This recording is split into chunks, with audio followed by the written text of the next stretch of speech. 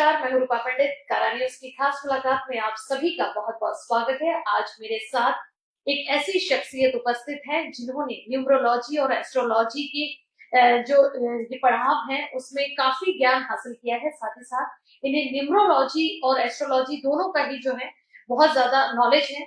और आज चूंकि दिन खास है, आज गुड़ी पाड़वा का दिन है, साथ ही साथ चैत्र नवरात्रि की भी शुरुआत है। तो कैसा रहेगा आपका मूल्यांकन के हिसाब से दिन, क्या करें क्या ना करें, इन सब बातों के लिए आज हमने अपने स्टूडियो में खास तौर पर आमंत्रित किया है सारिका मैम को। मैम, सबसे पहले तो आपका बहुत बहुत स्वागत है।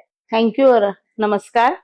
आपके व्यूवर्स को भी हमारे तरफ से नमस्कार और नए साल की बहुत सारी ढेर सारी शुभकामनाएं जी।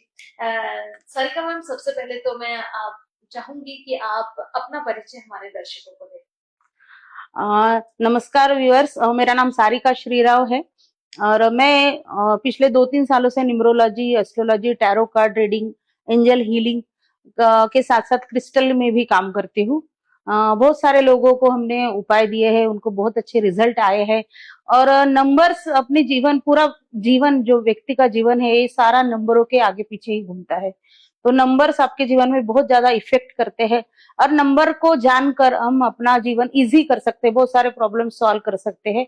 तो नंबर के हिसाब से अगर हम जीवन को गाइडेंस लेते हैं नंबर्स का और वैसे प्लान करते हैं तो बहुत सारी मुश्किलों से हम इजी निजात पा सकते हैं। तो नंबर्स बहुत काम करते हैं। दर्शकों, ये बात सही है कि कई बार एस्ट्रोलॉजी और न्यूमरोलॉजी ऐसी चीजें होती है जिससे बहुत हद तक तो हमारी प्रॉब्लम सॉल्व नहीं होती, लेकिन जिस नेगेटिविटी और निराशा के जीवन में इंसान चला जाता है तो उससे निकलने में मदद मिलती है। और सही राह जब ऐसे न्यूमरोलॉजिस्ट हमारे साथ रहे जो आपको क्या करना चाहिए ताकि आप अपनी समस्याओं से निकल सके, इसके उपाय बताते हैं, तो हर किसी के जीवन में जो है वो खुशहाली आ जाती है। दोस्तों, आज गुड़ी पाड़वा का दिन है और चूंकि हिंदू नववर्ष के हिसाब से आज से ही नए साल का शुभारंभ होता है। चूंकि गुड़ी पाड़वा जो है होता है ये विजय पताका का दिन होता है। इस दिन गुड़ी पाड़वा जो है ये नए साल के लिए और नई फसल के आगमन के उपलक्ष्य में मनाया जाता है। तो आप सभी के लिए ये साल कैसा रहेगा, किन मूल्यांक के लोगों को क्या करना चाहिए क्या नहीं करना चाहिए, इन सारी बातों की चर्चा हम सारिका मैम से करेंगे। मैम, फर्स्ट ऑफ ऑल तो मैं जानना चाहूंगी कि न्यूमरोलॉजी जो होती है अधिकतर हम लोग देखते हैं कि आपका डेट के हिसाब से होती है। तो क्या डेट के हिसाब से होती है या फिर उसमें मंथ भी प्लस करना पड़ता है, वन डेट? हाँ, सभी होता है। मैं आपको थोड़ा सा पहले कंसेप्ट क्लियर कर देती हूँ कि न्यूमरोलॉजी में क्या क्या मुख्य धाराएं होती है, जो क्या क्या यानी संख्या होती है जो अपने को माननी पड़ती है। जैसे मूलांक होता है, जो जिस दिन हमारा जन्म होता है वो डेट होती है। अगर ये सिंगल डिजिट में है तो 1 से 9 की रहेगी, लेकिन 10 के ऊपर की रही तो 1 और 0 यानी 1 ही हो गया। फिर 1 और 15 का हुआ तो 1 और 5 यानी 6 हो गया। तो ऐसे पूरे 30-31 तक 2 अगर डिजिट है तो उसकी जोड़कर जो लास्ट डिजिट बचता है वो आपका हो गया मूलांक। और अगर भाग्यांक आपको देखना है तो पूरी आपको बर्थ डेट देखनी पड़ेगी।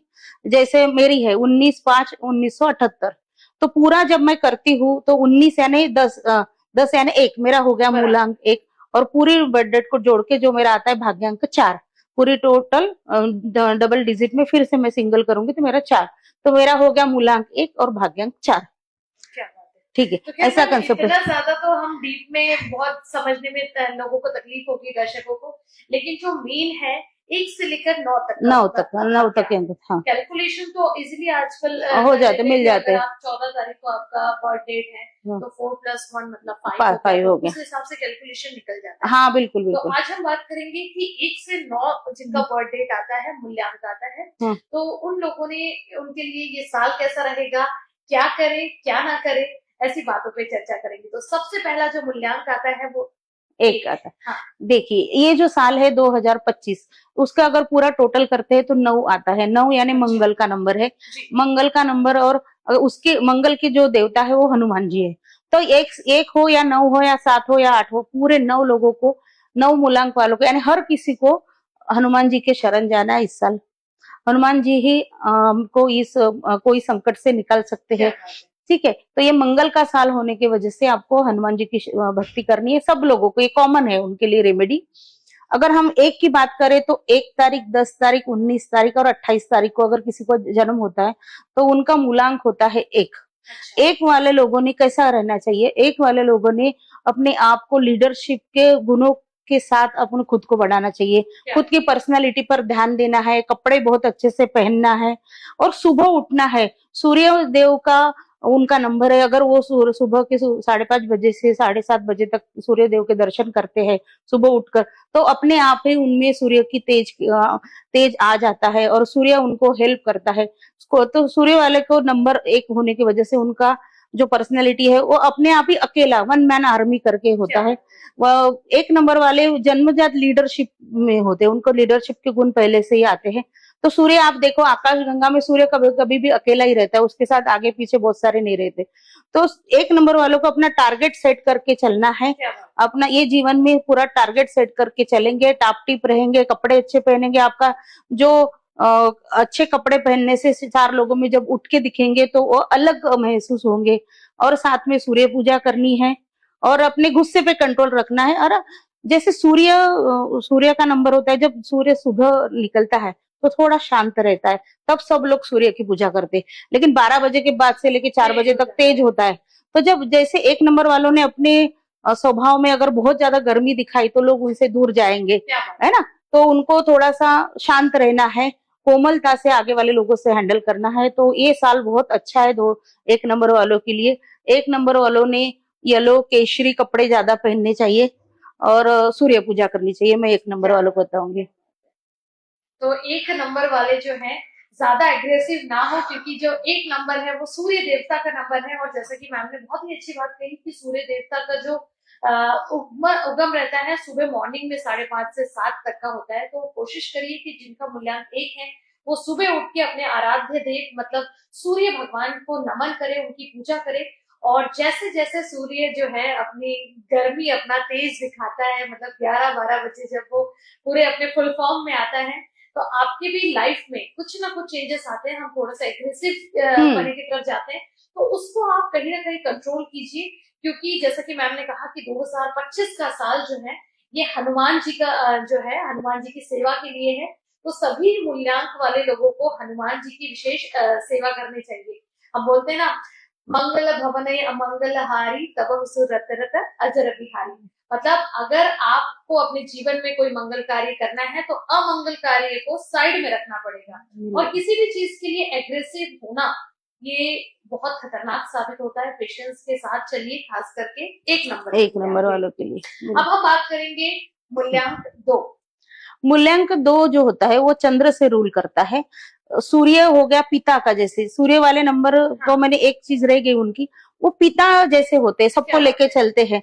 तो जो चंद्र वाले होते हैं वो माता जैसे होते हैं, वो बहुत इमोशनल बहुत होते हैं। चंद्र के लोग 2 नंबर वाले लोग, तो 2 नंबर वाले हो गए और 11 नंबर और 20 नंबर, है ना। ये जो 3 नंबर होते हैं वो 2 नंबर मूलांक में गिने जाते हैं। तो उनको वो जन्म जाति वो यानी जो अगर उनको 2 नंबर मिल गया तो वो इमोशनल हो गए 100% समझिए। तो वो क्या है, इस साल उनको अपने इमोशन पे कंट्रोल करना है, खुद की सोचनी है, खुद पे ध्यान देना है और सबको साथ में लेके चलना है। अभी आप आकाश में देखोगे तो चंदा कभी अकेला रहता है क्या, उसके साथ तारे रहते हैं ना। तो तारे जब रहते हैं तो यानी क्या होता है कि उसको अपना परिवार लेके चलना है। 2 नंबर वाले अगर अकेले रहने लग गए तो वो क्या डिस्टर्ब हो जाएंगे। 2 नंबर वाले हमेशा दूसरों पे डिपेंड होता है, उनको कोई तो भी अच्छा सलाहकार चाहिए रहता है जो उनको सलाह दे। तो एक अच्छा सलाहकार ढूंढिए, 2 नंबर वालों को बहुत जरूरी है।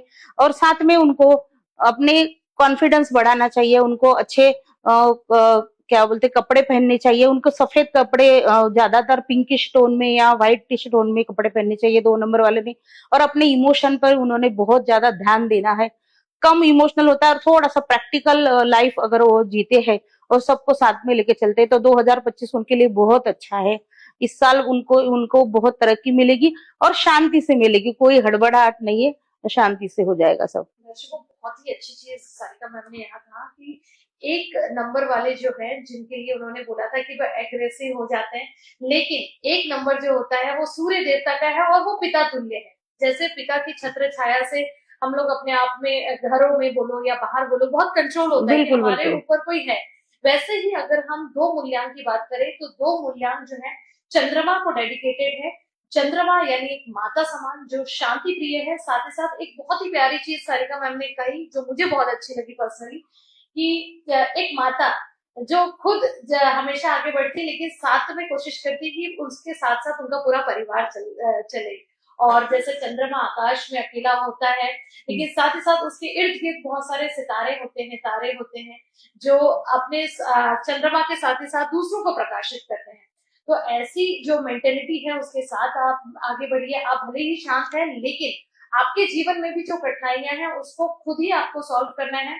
आपको अपने व्यवहार में, अपने ड्रेसिंग सेंस में थोड़ा सा इम्प्रूव करना है ताकि चार लोगों में जो है आप अपनी एक पहचान बना सके। और एक चीज कही मैम ने कि 2 नंबर मूल्यांक वालों को थोड़ा सा पेशेंस रखना जरूरी है। आप अगर पेशेंस के साथ आगे बढ़ेंगे तो तरक्की आपको जरूर मिलेगी। बिल्कुल बिल्कुल।